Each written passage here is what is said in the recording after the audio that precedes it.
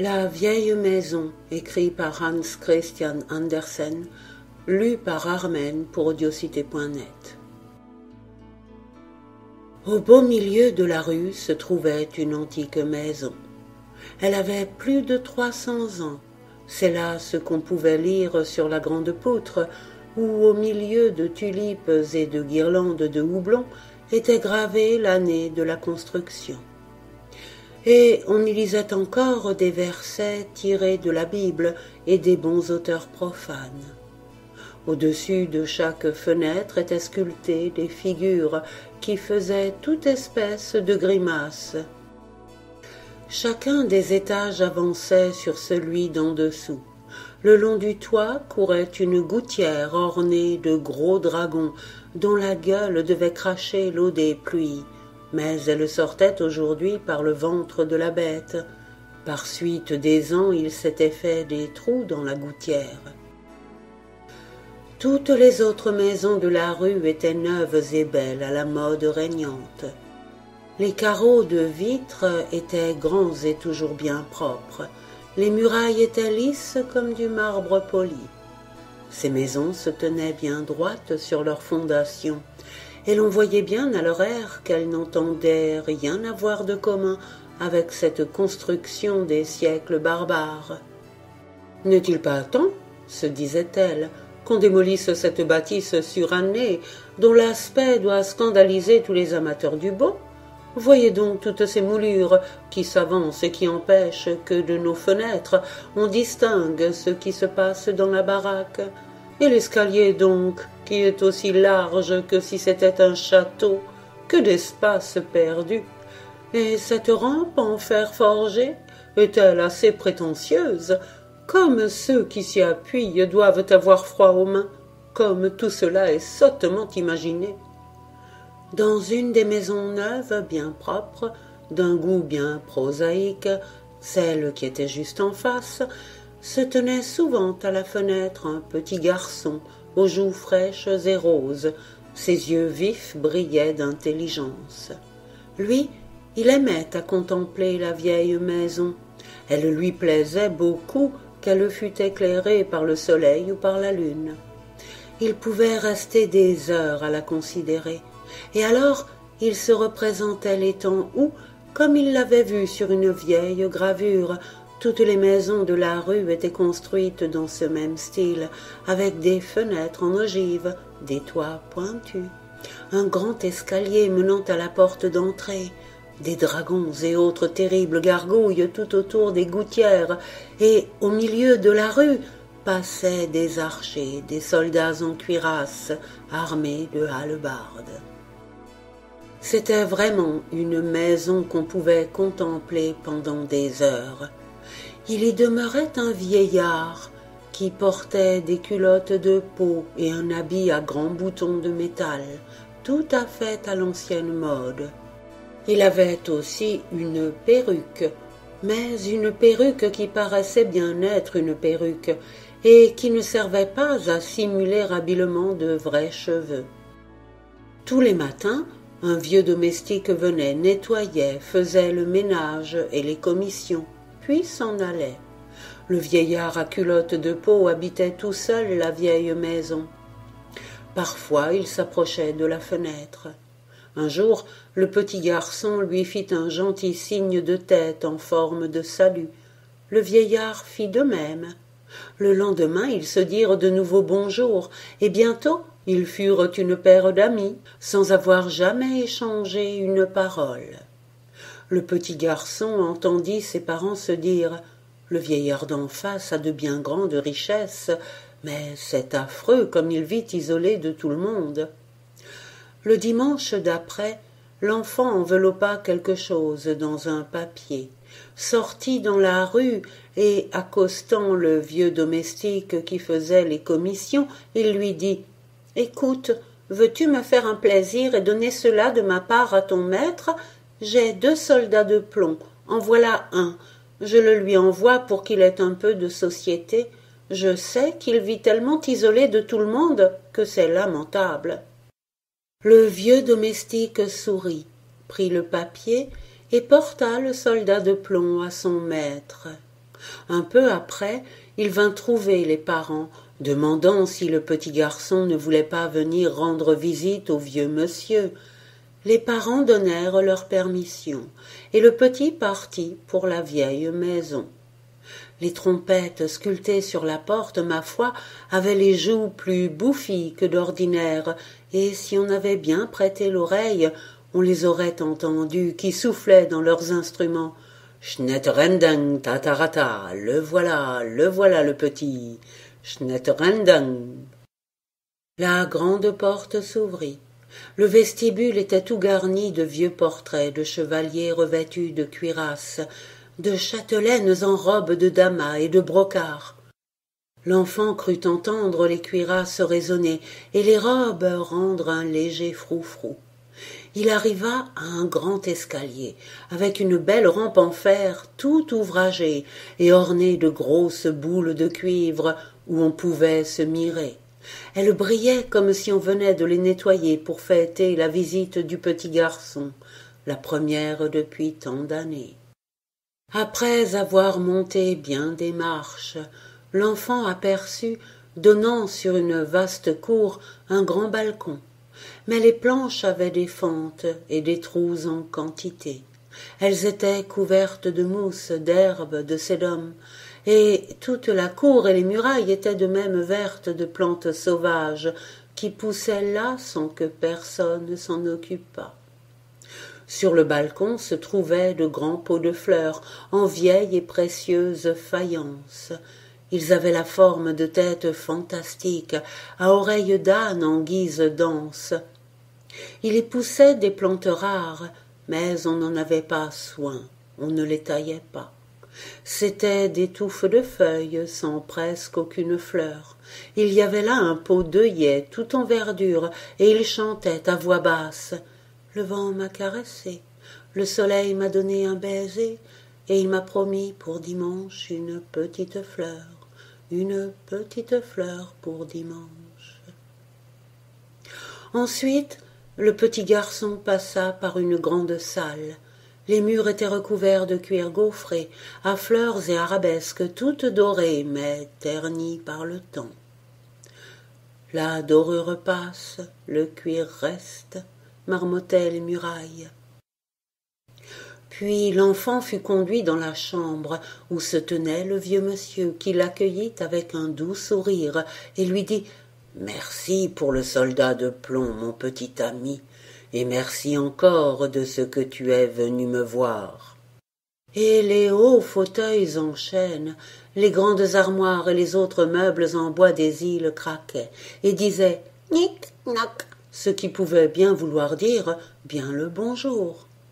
À la muraille pendait un tableau représentant une belle dame, jeune, au visage gracieux et avenant.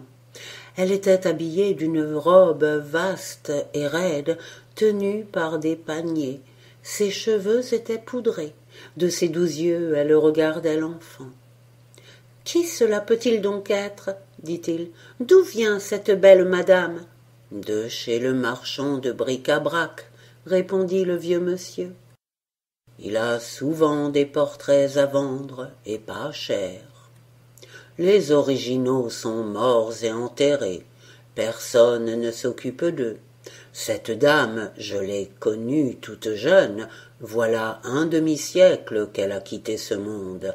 J'ai retrouvé son portrait chez le marchand, et je l'ai acheté. » Au-dessous du portrait se trouvait sous verre un bouquet de fleurs fanées. Elles avaient tout l'air d'avoir été cueillies juste 50 ans auparavant. « On dit chez nous, reprit l'enfant, que tu es toujours tout seul et que cela fait de la peine, rien que d'y penser. »« Mais pas tant que cela, dit le vieux monsieur. Je reçois la visite de mes pensées d'autrefois, et je revois passer devant moi tous ceux que j'ai connus. Et maintenant, toi, tu es venu me rendre visite. Je me sens très heureux. » Il tira alors d'une armoire un grand livre à images et les montra au petit garçon. C'étaient des fêtes et processions des siècles passés. D'énormes carrosses tout dorés, des soldats qui ressemblaient aux valets de trèfle de nos cartes, des bourgeois habillés tous différemment selon leurs métiers et professions. Les tailleurs avaient une bannière où se voyaient des ciseaux tenus par 2 lions. Celle des cordonniers représentait un aigle à 2 têtes, parce que chez eux il faut toujours la paire. Oui, c'étaient de fameuses images, et le petit s'en amusait tout plein. Le vieux monsieur alors alla chercher dans l'office des gâteaux, des confitures, des fruits, qu'on était bien dans cette vieille maison. « Je n'y tiens plus !» s'écria tout à coup le soldat de plomb qui était sur la cheminée. « Non, c'est par trop triste ici. Celui qui a goûté de la vie de famille ne peut s'habituer à une pareille solitude. J'en ai assez. Le jour déjà ne semble pas vouloir finir, mais la soirée sera encore plus affreuse. Ce n'est pas comme chez toi, mon maître. Ton père et ta mère causent joyeusement. Toi et tes frères et sœurs, vous faites un délicieux tapage d'enfer. On se sent vivre au milieu de ce bruit. Le vieux ici, jamais on ne lui donne de baisers ni d'arbre de Noël. On lui donnera un jour un cercueil et ce sera fini. Non, j'en ai assez. »« Il ne faut pas voir les choses du mauvais côté, » répondit le petit garçon. « À moi, tout ici me paraît magnifique, et encore n'ai-je pas vu toutes les belles choses que les vieux souvenirs font passer devant les yeux du maître de séance. Moi non plus je ne les aperçois ni ne les verrai jamais, » reprit le soldat de plomb. « Je te prie, emporte-moi. »« Non, » dit le petit, « il faut que tu restes pour tenir compagnie à ce bon vieux monsieur. » Le vieillard, qui paraissait tout rajeuni et avait l'air tout heureux, revint avec d'excellents gâteaux, des confitures délicieuses, des pommes, des noix et autres friandises. Il plaça tout devant son petit ami qui, ma foi, ne pensa plus aux peines du soldat de plomb. L'enfant retourna chez lui, s'étant diverti à merveille. Le lendemain, il était à la fenêtre, et il fit un signe de tête au vieux monsieur, qui le lui rendit en souriant. Une neuvaine se passa, et alors on revint prendre le petit garçon pour le mener à la vieille maison. Les trompettes entonnèrent leur Schnetterenden, tatarata. Les chevaliers et les belles dames se penchèrent hors de leur cadre pour voir passer ce petit être si jeune.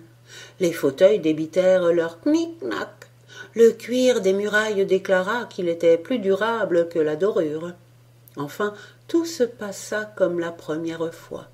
Rien ne changeait dans la vieille maison.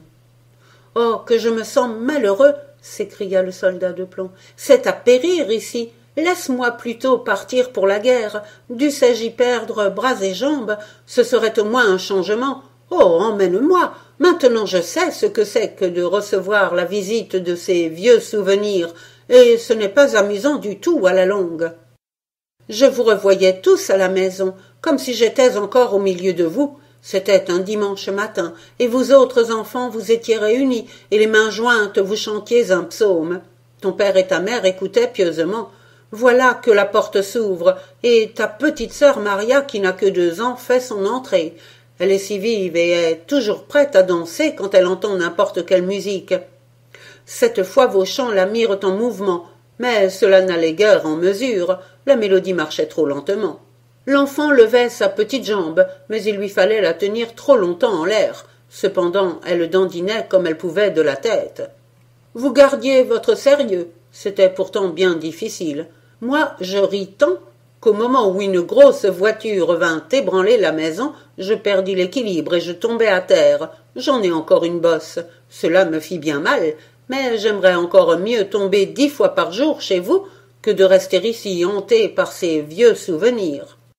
Dis-moi, chantez-vous encore les dimanches? Raconte-moi quelque chose de la petite Maria. Et mon bon camarade, l'autre soldat de plomb, doit-il être heureux, lui? Ne pourrait-il pas venir me relever de faction? Oh, emmène-moi. Tu n'es plus à moi? Répondit le petit garçon.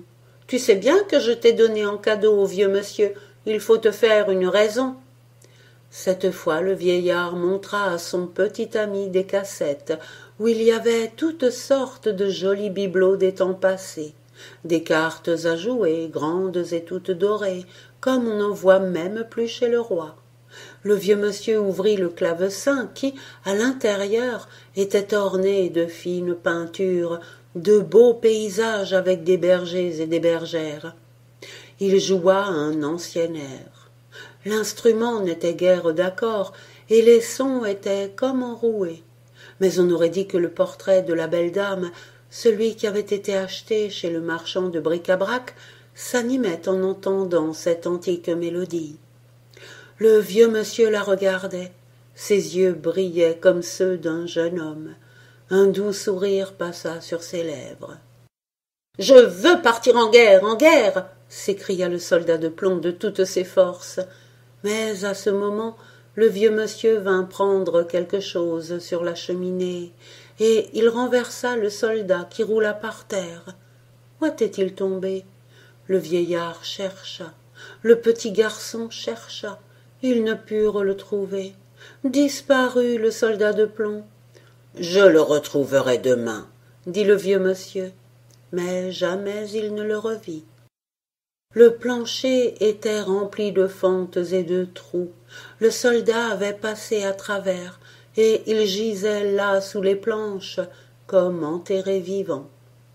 Malgré cet incident, la journée se passa gaiement, et le soir, le petit garçon rentra chez lui.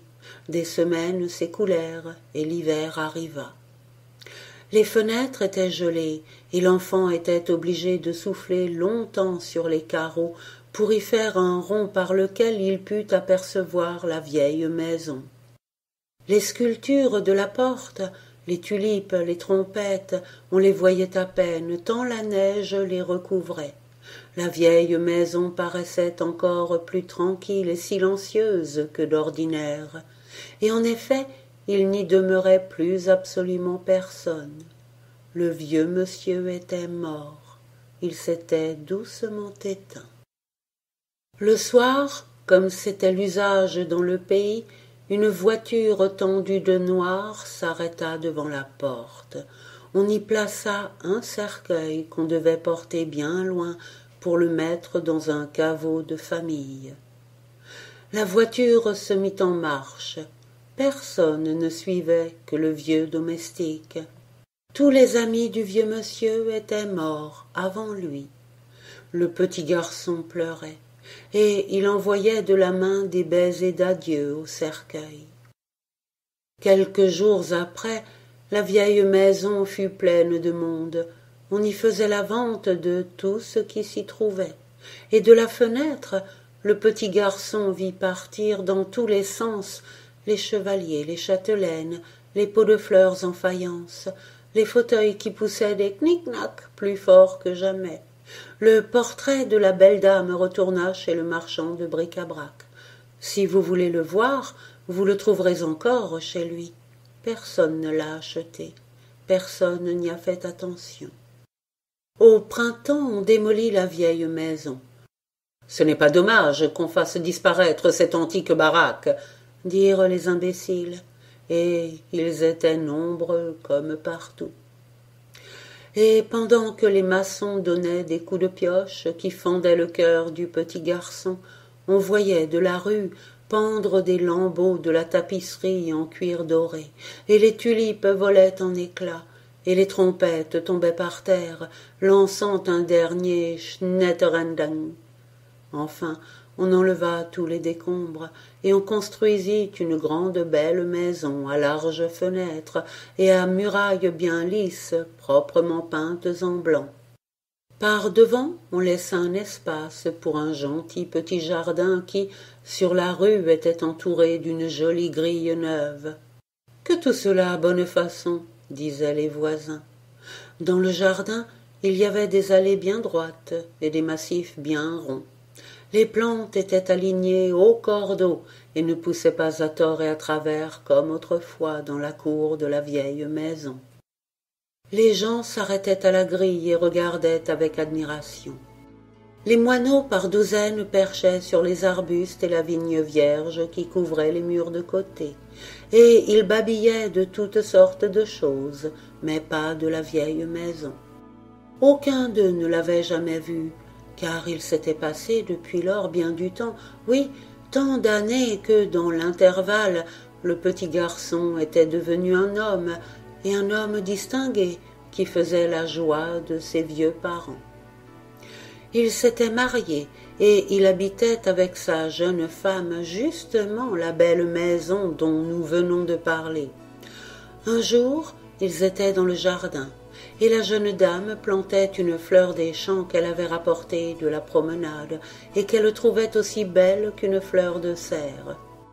Elle raffermissait de ses petites mains la terre autour de la racine lorsqu'elle se sentit comme piquée au doigt. « Aïe !» s'écrie-t-elle, et elle aperçoit quelque chose qui brille. Qu'était-ce? Devinez-vous? C'était le soldat de plomb que le vieux monsieur avait cherché vainement et qui, tombé là pendant les démolitions, se trouvait sous terre depuis tant d'années. La jeune dame le retira, et sans lui en vouloir de ce qui l'avait piqué, elle le nettoya avec une feuille humide de rosée et le sécha avec son mouchoir fin qui sentait bon. Et le soldat de plomb était bien aise, comme s'il se réveillait d'un long évanouissement. « Laisse-moi le voir, » dit le jeune homme en souriant. Puis il hocha la tête et continua. « Non, ce ne peut pas être le même, mais il me rappelle un autre soldat de plomb que j'avais lorsque j'étais petit. » Et il raconta l'histoire de la vieille maison et du vieux monsieur auquel il avait envoyé pour lui tenir compagnie son soldat de plomb. La jeune dame fut touchée jusqu'aux larmes de ce récit, surtout quand il fut question du portrait qui avait été acheté chez le marchand de bric-à-brac. « Il serait cependant possible, dit-elle, que ce fût le même soldat de plomb. Je veux le garder avec soin. Il me rappellera ce que tu viens de me conter. Tu me conduiras, n'est-ce pas, sur la tombe du vieux monsieur? »« Je ne sais pas où elle se trouve, » répondit-il. « J'ai déjà demandé à la voir. Personne n'a pu me l'indiquer. Tous ses amis étaient morts. Je sais seulement que c'est très loin d'ici. Au moment où on a emporté le cercueil, je n'ai pas questionné. J'étais trop petit pour aller si loin y porter des fleurs. »« Oh, comme il a été seul dans sa tombe également, » dit la dame. « Personne n'en aura pris soin. »« Moi aussi j'ai été longtemps bien seul, » se dit le soldat de plomb. « Mais quelle compensation aujourd'hui, je ne suis pas oublié. » Comme la dame l'emportait dans la maison, il jeta un dernier regard sur l'endroit où il était resté tant d'années. Que vit-il? Ressemblant à de la vulgaire terre, un morceau de la belle tapisserie. La dorure, elle, avait entièrement disparu. Et de sa fine oreille, le soldat entendit un murmure où il distinguait ces paroles. La dorure passe, mais le cuir reste. S'il avait pu, il aurait volontiers haussé les épaules. Chez lui, couleur et dorure étaient restées.